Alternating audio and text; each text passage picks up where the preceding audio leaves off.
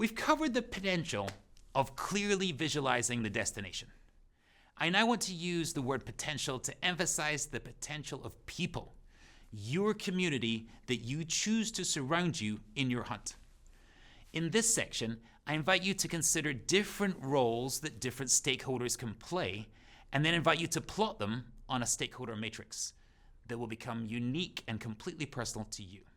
The first group I want you to think about are your fellow hunters and accountability buddies. I've mentioned them a bit already, how important they are. You've got some exercises you've already done with these people. And I've also mentioned the book Never Search Alone by Phil Terry. I'm grateful to Danielle Gonzalez, a former student, teaching fellow, and LinkedIn influencer for job searching and climate, for alerting me to it and the link to this book, which is in our notes. Those two have been two of my many influences that have persuaded me how crucial it is to hunt in packs. Have a think about people with whom you can share resources, push each other to stay accountable, and celebrate process and output wins together. You can even start a more formal job search council like Phil Terry covers in his book. Next level up, personal advisory board. I was coached to think about this imaginary fiduciary responsibility quite early in my career. Imagine you had your own advisory board for First Name, Surname Incorporated. Who would you appoint? Who are senior people that have so much to teach and guide you and have been supporters for a sustained period of time? And then, what's to stop you actually creating this personal advisory board and inviting these people, however formally or informally, to continue to help you on your journey, and more specifically on this upcoming life chapter of the hunt? Please take a moment now to think about that personal advisory board. Third level, connectors and champions.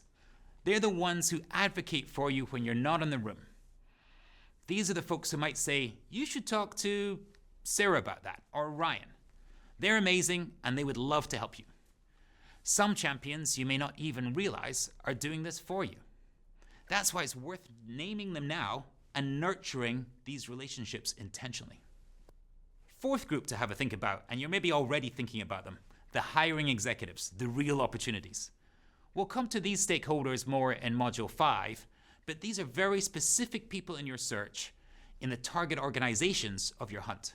They may or may not be able to hire you or help you directly. So 4 groups to have you think about. Thought of a few people in each list?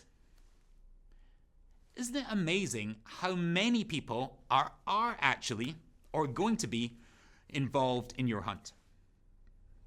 It really does take a village, and we really do live and work in community as incredibly social animals.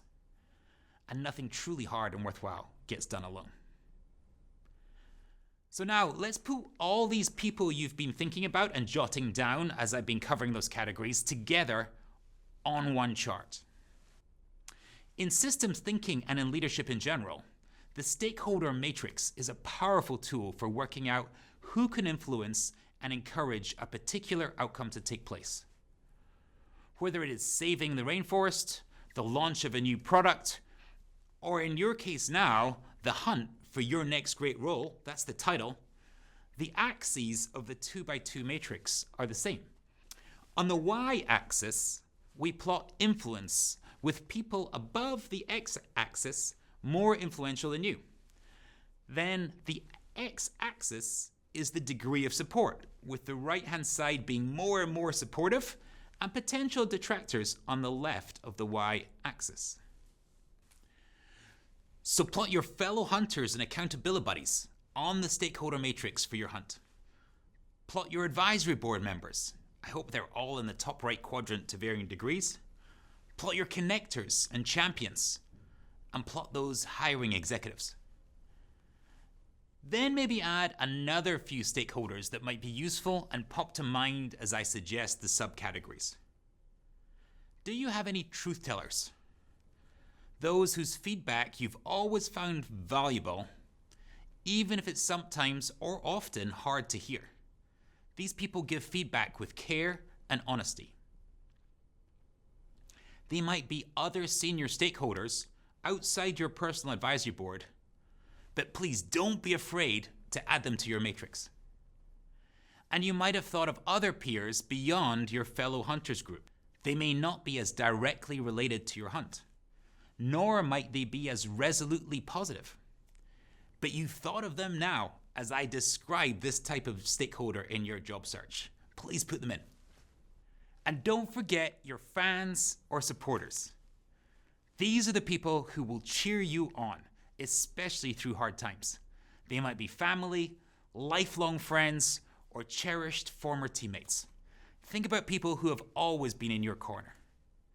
They may not need to be tightly related to the hunt, or even remotely related, but you'll really appreciate them when things don't go your way, and you'll love to celebrate and laugh with them when they do.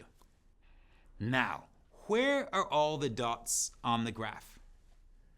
Some people are way more influential and supportive than others, but you might draw upon them all at different times. And they might move around. And you may also move them by engaging with them and by asking them to help. Before we leave the matrix, take note how I've playfully labeled the two quadrants to the left of the y-axis. You may have senior detractors, influential to your career and next move, but not necessarily positive on you for whatever reason. It is worth considering both their advice, if they're a truth teller, but also it's worth considering what you do about them, if anything. The key is to recognize that they're there, if you put them there, and to have a strategy. And then the lower left quadrant is the low influence, low support crew. This might take the form of an old friend who doesn't believe you can make it in this new area of work, or some other reason. I think the key thing here is to minimize the volume these voices have in your head and minimize the time you spend with them as you engage on this important work of hunting for your next role. So to conclude this module, you now have goals that you hopefully feel both excitement to aim for and agency to accomplish. You have crafted toastable goals that are more process than output driven and deeply connected to your purpose and priorities, given your inner work in those prior modules. And we've concluded that you're not doing this alone. Indeed, you never were. You had many supporters you didn't realize you had, but now you've consciously added an awful lot more, and you're ready to make real progress.